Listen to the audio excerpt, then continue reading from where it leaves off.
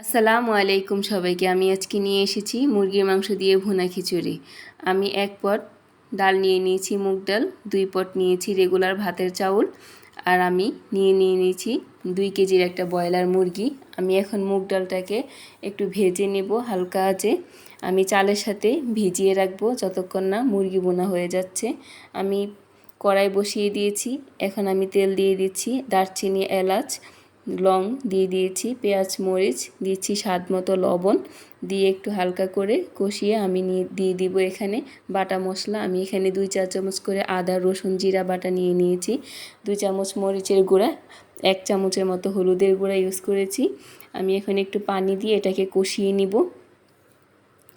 আমার মশলাটা কষা হয়ে গেলে আমি এখানে অ্যাড করে দিব ব্রয়লার মুরগিটা। আমি এখানে ব্রয়লার মুরগিটা ভালো করে কষিয়ে ঢেকে দেব। আমার মাংসটা কষা হয়ে আসছে। এ পর্যায়ে আমি একটু পানি দিয়ে আবারও কষিয়ে নিচ্ছি। আমার মাংসটা কষা হয়ে আসছে। এ পর্যায়ে আমি বসিয়ে দিব খিচুড়ি। খিচুড়ির জন্য তেল নিয়ে নিচ্ছি একটা কড়াইতে, দারচিনি, এলাচ, লং দিয়ে দিচ্ছি একটু পেঁয়াজ কুচি, যেহেতু এটা আমি এখানে কাঁচামরিচটা আমি আস্ত দিব তাই দিইনি। আর 1 চা চামচ করে হচ্ছে সব মশলা দিয়েছি। আর হলুদের গুঁড়া 1 চা চামচ দিয়েছি, মরিচের গুঁড়া আমি খিচুড়িতে দিইনি।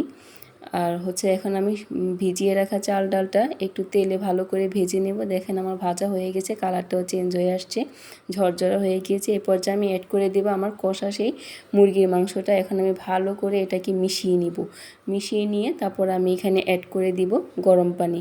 আমি সব সময় খিচুড়ি রান্না করার সময় হচ্ছে যে আমি আগে মাংসটা মিশিয়ে নিই চালের সাথে, তারপরে আমি পানি অ্যাড করি।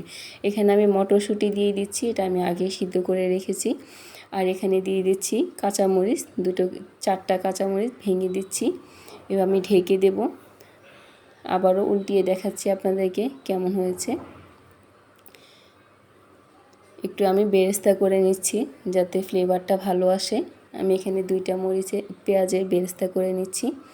দেখেন আমার খিচুড়িটা হয়ে গেছে, খুবই ঝরঝরা আর খুবই সুন্দর হয়েছে। ফ্লেভারটাও অনেক ইয়াম্মি আসতেছে। আর এখানে দিয়ে দিচ্ছি বেরেস্তা, দিয়ে আমি এখন ঢেকে দেব প্রায় 5 মিনিটের জন্য। আবার আমি একটু নেড়ে চেড়ে নিব মিশিয়ে। আমার রান্নাটা আপনাদের কেমন লেগেছে, ভালো লাগলে কমেন্ট করে জানাবেন। আমার জন্য দোয়া করবেন, বাসায় ট্রাই করবেন, অনেক মজা। আর মুগ ডালের খিচুড়ি তো বেশি মজা হয়, এটা আমার খুবই পছন্দ। ভালো থাকবেন। আল্লাহ।